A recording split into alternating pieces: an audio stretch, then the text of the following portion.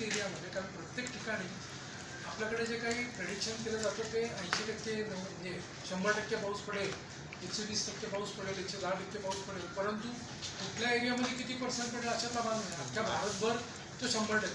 काही ठिकाणी 85% पडला, काही ठिकाणी 115% पडला, तर त्या लोकांना काही ठिकाणी अतिवृष्टी होते, काही ठिकाणी दुष्काळ असतो, परंतु लोक म्हणतात की आम्हाला आमच्या दृष्टीने पाऊस पडला. दुसरी गोष्ट, आता रत्नागिरीला 5 ते 7 जूनच्या दरम्यान, रत्नागिरी 5 ते 7 जूनच्या दरम्यान, पुण्यामध्ये 8 ते 10 जूनच्या दरम्यान आणि इंदोरमध्ये 23 जून अशी शक्यता आहे पावसाचं. आणि केरळमधून का राजस्थानात? केरळमधून का राजस्थान? म्हणलं त्याप्रमाणे 21 ते 27, 19 ते 21 असे त्याच्यामध्ये जरा गॅप्स राहतील ॲक्च्युली. महिना सांग, महिना ऑगस्टमध्ये गॅप आहे का?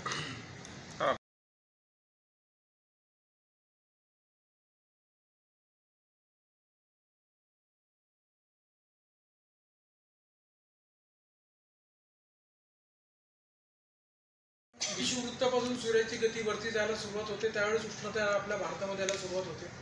ते मिथुन राशीला जातं आणि नंतर ते परत खाली येतं कन्या राशीपर्यंत. तोपर्यंत सूर्य जो आहे तो आपल्या या भूभागावरती पूर्णपणे परपेंडिक्युलरी पडत असतो.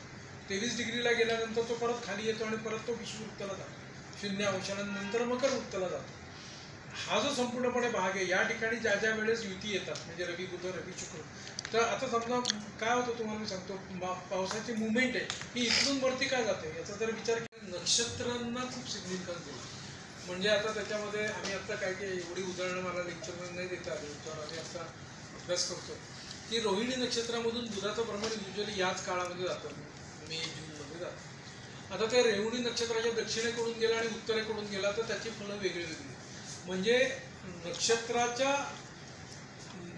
नक्षत्रामधून होणाऱ्या आपल्या सूर्यमालेचं भ्रमण